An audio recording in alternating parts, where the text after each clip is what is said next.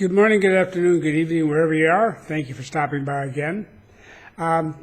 This afternoon I'm wearing an unusual shirt I haven't worn before. This is really funny. I had no idea I had it here with me. I must have brought it way back when, I don't know, 15, 16 years ago, whatever, when I was throwing things together to bring down. Anyhow, I wore it in Africa, in Ghana, which is my second major overseas experience following Peace Corps. It happened to be exactly 50 years ago this year. So there it is sitting in the closet as if it was waiting for me to come in and celebrate the 50th anniversary. So, okay, I'm wearing it. It was a favorite shirt. I wore it all the time in Ghana. It's very comfortable, so I'm wearing it tonight. Otherwise, tomorrow, the 11th of July, we officially go off the masks for COVID, with the exception of public transportation, the metro line, and the bus lines. Uber hasn't said anything yet. I don't expect they're going to require it, but I don't know. That's their business. They probably have said something, and I just haven't heard yet. Whatever. The primary concern here are the metro lines and the bus lines. Other than that, there are no restrictions. However, I just suggest to you that if you're down here, that you just stick one in your pocket. And if you walk into an area where everybody's wearing masks, put it on. And if you sit down in a room to talk to people, or you're doing business, or you're trying to look at apartments or homes or something, it's considered polite to have it. And people will remove theirs and talk and whatever if they feel like it. But it's not to get uptight about it, but don't just ignore people who have to work with the public all the time, day in and day out, and because of the family system here, remember, so many folks here have their older parents or their grandparents living with them, and they don't want to carry anything home. That's always been a major issue here. People are particularly sensitive about that. So it's just a matter of common sense and being a little bit polite. It's not a big deal. You'll survive it. So do we all. Anyhow, the important thing is that the rest of it is now technically at least allowed. It's no longer required except those public transport areas. Other than that, it's good to know that we're back to another kind of normal, so to speak. Now, during this entire affair, we've had no rioting or no looting, oh, God forbid, or any violence of any kind associated with the lockdown or COVID or anything else. That's who Panamanians are. And when there's ever a little explosion it's usually foreigners. And I mean other Latin Americans, typically. And that's usually just clarified with them very quickly as they don't act like this or they can go away. So it's not it's wonderful that we got through the whole thing and we stuck together and we did a really terrific job. And we just been getting some awards for what we did and the innovations we did during the course of it. And I'm very pleased with it. And nobody follows the stats yet, but they're far better than we'd expected, and so on and so on and so on. But it's over. And we're fine. But now we're into what's far more serious for us. And that's the political world of Panama as it prepares for its next election cycle, which is really now underway. The elections will be held in May of 2024. So they're still about a year and 3/4 down the road. And you've seen that's a long ways, but remember, we elect every position that's open for election is elected on that one day every 5 years. So an army of candidates are being organized out there for everything from the simplest town council, so to speak, like in that type of position, all the way up to the presidency of the republic. We have the parties are setting up their conventions, if they're having them, and the primaries, and how people qualify for this, that, and another thing. Some of them have disputes going on within as to how they want to set it up. So that's always keeps people busy. Then we have other parties in formation that are they're now beginning their search for signatures, to have a sufficient signatures to get on the ballot. And then individual independent candidates with no party identification also have to get their signatures put together, and they're going to be hard at work on that as well. Busy people all over town. And the newspapers, which often identify pro or anti, or pro or not so pro, or definitely contra the administration, they are more active now, and you begin to see news that comes in that one can be either shown as it's positive news, basically, but the other group will find it as negative a way as possible to announce it. And I get a kick out of it. It's pretty obvious, and everybody knows that. But at the same time, it's part of being a democracy. And we do have now demonstrations going on. These are standard, run-of-the-mill. The police are informed. We know that they're going to be who's involved and so forth. And they're expected to remain within orderly fashion and not on. Sometimes things get out of hand, but very rarely. And when they do, they're nothing. I mean, we do not destroy property, and we don't hurt people. God forbid we don't kill them. This sort of thing. The students at the university sometimes get a little rambunctious. Yeah, okay, but that's nothing compared to what goes on as standard operating procedure all over the world. We're a much more peaceful country than that. But it doesn't mean that we don't feel very strongly about things, and people do. So all sorts of charges and countercharges are made. And it's a country that is growing every year. It's growing up, so to speak, but in a big, very positive way. I don't mean as children. They're not children by any stretch of the imagination. But the sense of being now independent and fully control of their own country for 20 years, 22 years. They are really making substantial progress. And this is said by somebody who's seen a lot of this fail in a lot of countries. But so far, moving quite positively toward a reorganization, so to speak, a reformation of the process. This is not something that's done overnight and by the announcement of a constitutional convention or a presidential candidate or president or anything like that. This is something that comes from within the nation, and it's because people insist on it, and they have reached the point where they demand it. And in this country so far, and this is very important here, this is a critical factor, those who are in power and those who are considered movers and shakers and what have you are not unaware of how people feel. And they do listen. And they have found ways to work to try to find compromise positions that can be acceptable to as many people as possible. So they dealt with it so far quite well.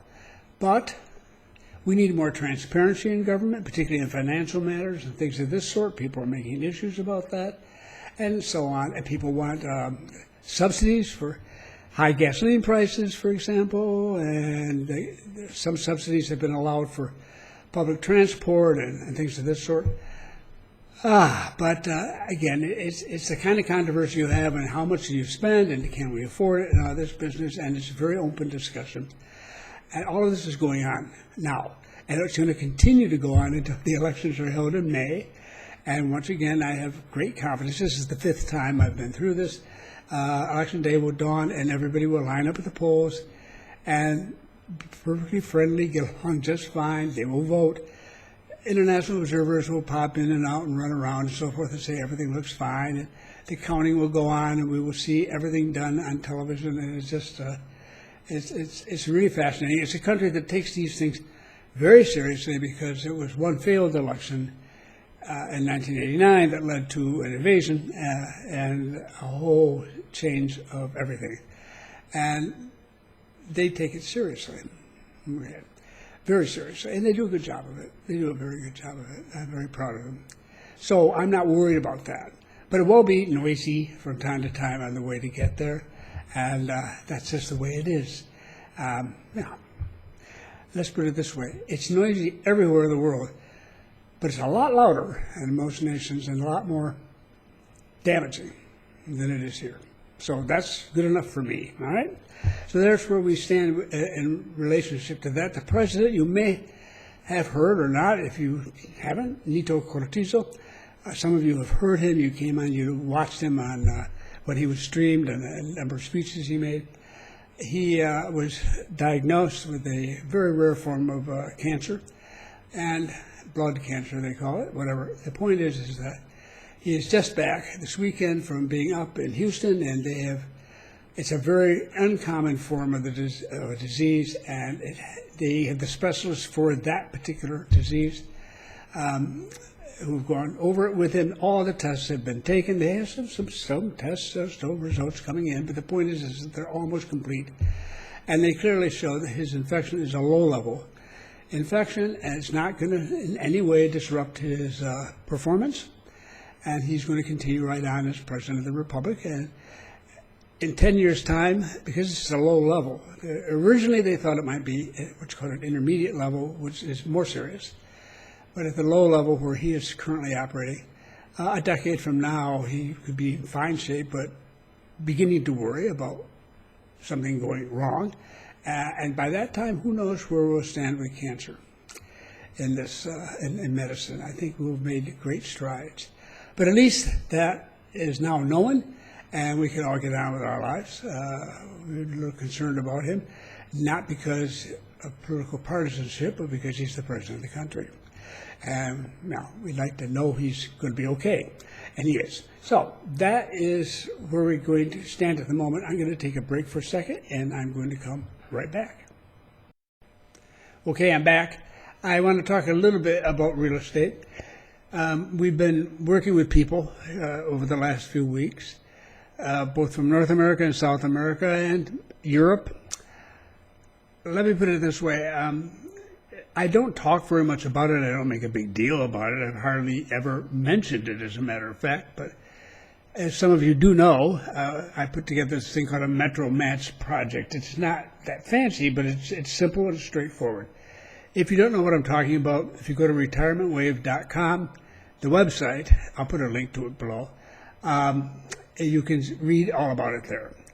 And basically all it boils down to is this, is that right now particularly, I think it's very important that people who are coming into the urban area, into the metro area, which is where the only place we can deal with it at the moment.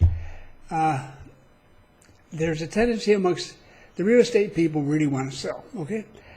There are those who will do their best to sell the ones that are the least attractive, the least worthy, so to speak, because they know they're not going to get any easier to sell them later on. People coming down who are ignorant don't know this. They don't think in those terms. They don't know the market at all.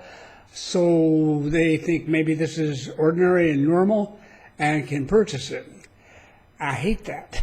I hate it because it's not right. It's not fair. I know the attitude, and I know they hope that if they hold off on the other ones, the prices will rise and they'll get even better prices for them later down the road. Fine. I mean, I understand their thinking, but what about ours and yours in particular? So it is that I think one of the best things we can do is to offer you advice that doesn't do that, and agents that do not do that, and if they did, they wouldn't be working with us. I mean, it's not like it's not a business, okay? These are agents I have personally worked with, have direct personal experience with, and who I work with in other activities, and who I've come to trust over time. And my attitude is very simple. I know they know me, and I know them, and they are the perfect people to take others around. They can make an honest living and be perfectly happy with that and not feel that they ever have to do anything like I just mentioned. They just don't. So if you need that kind of assurance or whatever, we just helped with one. Property was over $500,000. So it can be at the very high level or it can be at much lower level. It doesn't make any difference to us. The point is that this is here to help if you want it. I don't stress it because there's hundreds of agents down here who are happy to take you around and show you properties. But I was concerned that too much of it would turn into a sort of a game. And I just don't like a lot of what I hear. So although there are many fine agents here who are doing fine work, I have no doubt. If you are concerned with this or if you feel you're not really getting what you need, let me know. I will not get involved. I'm not a real estate agent or anything of this sort. What I just do is when I hear your story and what you're interested in, I'll suggest it to, or I'll offer to you that you can contact this particular agent whom I think is particularly trustworthy and who is knowledgeable in that particular area you're concerned with. And if that's your interest, and I leave it up to you. I mean, we may meet as a threesome, or we may not. I may never lay eyes on you. It all depends how it comes together. There's no pressure. It's way low. Nothing like that at all. I wouldn't have it. So, although I don't mention it because I don't want to sound like I'm trying to push something I'm not, I've certainly done a wonderful job at that because I don't think I've talked about this in months, but it's here. And you're starting to come down. And if it can be useful, go to the site, read the description of the Metro Match program, and it tells you what can happen. Not going to cost you any money at all, and hopefully maybe make for a better introduction when you come into the city. And we handle the metro area. I think they would be willing to go up the coast a short distance, but we can't get out too far. And then until we get to a point where we have to have other agents who know those areas. And I will not work with anybody I don't know personally. It's that simple. So it really restricts the number of people we can take and the number of areas we can cover. But the metropolitan area is not a problem. And that, after all, is one very large territory. So if that can be useful to you, this is the time to make use of it. Drop me an email or something. You can do that at the website, Retirement Waiver. You can do it here or whatever your heart desires. And I'll be happy to chat with you by email. That's how we normally do it. Now, one thing I do mention when I talk about this, I should, is that people have been known to put their email message into a message here at YouTube. When that's the case, I just take it out. If you say, I want to talk to you, this is my email message, you're never going to see it because I will not put your email address out there for the whole internet world to see. So it's not that you haven't been noticed. You have. I've taken it out. I'll drop you a note to that address, but it will never show up on the screen. People are very, very generous with their personal information. I'm not. Well, I have to be because I have, to communicate with people. I've given up any hope at anonymity a long time ago. But you don't need your email address out there for the whole wide world to see. And especially since there are a lot of people out there who want to sell properties and they know you're interested in a property. Ooh, you don't want that. Trust me, you do not want that. You need to maintain control over who gets your name and know that it's targeted and not just something out to the big world out there. So, okay, I did want to talk about that for just a few minutes. Beyond that, I'm thinking about the sorts of things people can do who are among you, a group, who are more investment-oriented. And that's a tougher crowd to deal with because it's, at this stage, knowing what is wise and what may not be and so on is not the easiest thing to do. I do have strong feelings on certain things and outlooks, but we're talking major investments, not buying the home. That's a completely different area, and there are people with a lot more expertise than I have in that real estate area. This is not my area, but at least not at the individual housing. I do interested in land and things of this sort that are larger scale. So if that's of interest to anybody, I may be saying a few words about that. That's really talking in my own book, the stuff that I do.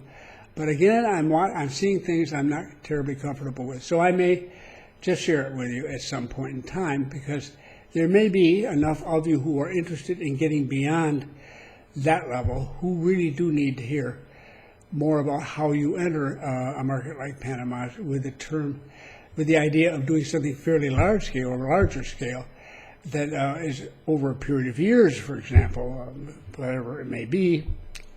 You need help, and you should get it. You should find it. Whether it's me or somebody else is not the issue. The point is that you just shouldn't walk in naked, so to speak, and try to do this on your own. Even if you ignore everything that other people suggest, it's all right. getting feedback is critical, particularly in the early stages before the commitment of large sums of money. And I tell you, I said, a man walked in here one time and he had $14 million, he announces when he gets to Panama. You know? I don't know how much he left with, but it was a lot less than $14 million, and he made some terrible errors, and I saw him do things I could not believe. He considered himself a real estate professional. Yeah, anyhow, don't let that happen to you. So if I can help there, let me know. Otherwise, the critical thing is that people are beginning to come down. We do see some action. There's plenty of properties left that are reasonably priced. But to get the good ones, you want to get them because they won't be gotten. Right now, the people are coming in particularly is I'm slowly getting some statistics on this. It's really very difficult to do. But they'll be from Latin America, and they're coming seeking safe haven. And many of them are bringing substantial amounts of money with them. This happens every once in a while when things go a little bit wacko somewhere in the region. It doesn't make any difference whether it's the left or the right or whatever. This is not an issue. People who are worried come here. In fact, they come from both sides in disputed countries because both sides are worried that they may need a place to send their families somewhere like that. Bingo, and they are. So when the Venezuelans arrived, they were the people who despised Hugo Chavez, and they were the people who worked for Hugo Chavez. So both groups were present. Both of them worried about these things. As long as they don't get in fights with each other, and that was made very clear, and they didn't, and we got that straightened out early. But we don't care about that. We're perfectly happy to be a haven for people in distress. Just don't bring the distress with you and replicate it here, okay? That's all we ask. In return, you get a peaceful place to live. So we're used to it, and we're seeing some of these sorts of people show up, and we'll see what happens. I'm not going to make any assumptions or any predictions at all.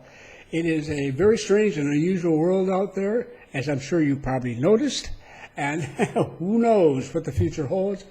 I think it's going to be a good one here, but it's not something you get to easily. It's like any road. It's got its potholes, it's got its bumps, and so forth. But we're moving, and we're back to that again, and very much so. First quarter of this year, we had a 13.6% increase in our gross domestic product. Not too shabby. Pretty good. Very good, as a matter of fact. So with that cheerful note, I leave you again. Glad that you stopped by. I'll try to be back here soon. Right now I'm collecting the information, talking to people who are coming down, trying to get a better grip on the reality, and hoping that I see, now that the mass situation's improved and things like that, that you're more comfortable in coming down. I hope you are, and that we will see you. Thanks for stopping by today.